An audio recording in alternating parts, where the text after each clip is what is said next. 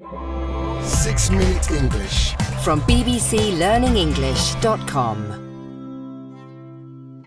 Hello, this is 6 Minute English from BBC Learning English. I'm Sam. And I'm Neil. Have you ever played the game Cluedo, Neil? The idea is that the person playing detective discovers who the murderer is, where the crime took place, and which weapon was used. The last time I played Cluedo, it was Professor Plum in the library with the dagger.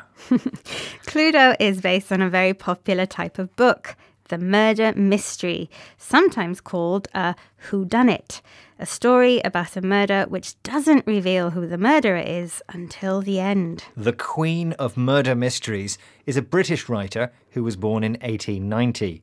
Her books are read all over the world and have been translated into 103 different languages. Her name is Agatha Christie. To date, over 2 billion copies of her crime novels have been sold worldwide, making her the best-selling novelist of all time and the subject of this programme.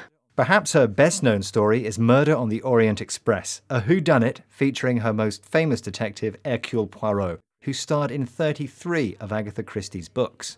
More about that later, but as usual, I have a quiz question for you, Neil. Poirot may be Agatha Christie's most famous detective, but he isn't her only one.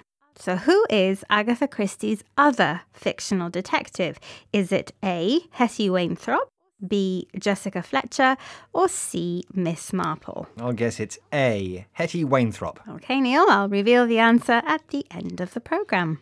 As mentioned, one of Agatha Christie's most famous books is Murder on the Orient Express. The story takes place on a train travelling from Istanbul in Turkey to Calais in northern France. Listen as writer and Agatha Christie superfan Harriet Gilbert summarises the story for BBC World Service programme World Book Club. Poirot is on the train, heading back home to England from Syria, when two unconnected events take place. In a snowstorm in Croatia, the train comes grinding to a halt, and in one of the sleeping berths, a passenger is murdered. Since it's impossible for anyone to have reached the isolated snow-trapped train or to have escaped from it without leaving telltale footsteps in the snow, the killer can only be one of the dozen people sharing Poirot's coach. Yet as he starts to investigate, it seems that each of them has an alibi for the time of the murder. Impossible? Well, Poirot's certainly perplexed. During a snowstorm, the express train comes to a grinding halt. It slows down until it stops altogether. Then someone is murdered. The murderer can't have escaped without leaving telltale footprints in the snow. When something is described as telltale, it reveals information which allows a secret to be uncovered. For example, lipstick on your husband's shirt could be a telltale sign he's having an affair. The murder victim is found in bed, stabbed with a knife.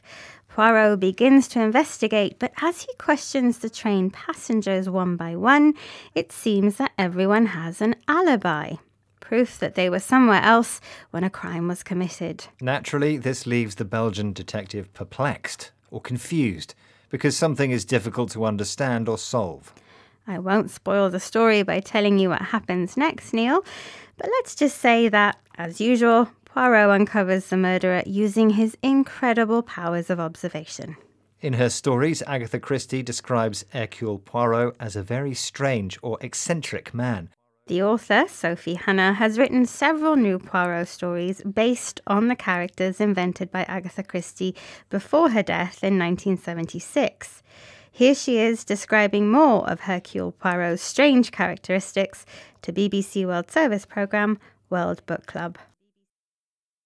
There's the sort of outward things, his appearance, which is very striking and very unusual, and his sort of, I suppose, foibles is the best thing to call them. You know, he likes neatness, he likes order, he approaches things very methodically, he's very proud of his luxuriant moustaches, you know, all of that.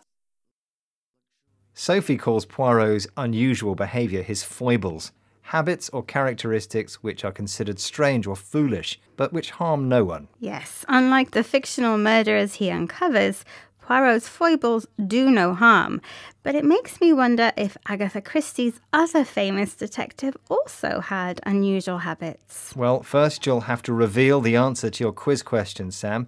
You asked me for the name of Agatha Christie's other famous detective, and I guessed it was A, Hetty Wainthropp. Well, I'm afraid that was the wrong answer.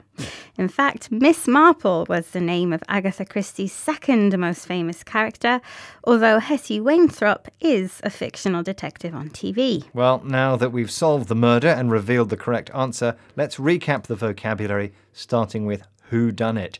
A murder story which does not tell you who the murderer is until the end. In the whodunit Murder on the Orient Express, the train comes to a grinding halt. It slows down until it stops altogether. A telltale sign reveals hidden information so that a secret can be revealed. An alibi is proof that you were somewhere else when a crime was committed.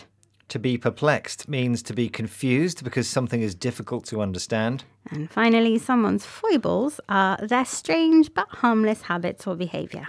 That's all for our 6-minute investigation into the mysterious world of Agatha Christie. Goodbye for now. Goodbye. 6 Minute English from the BBC.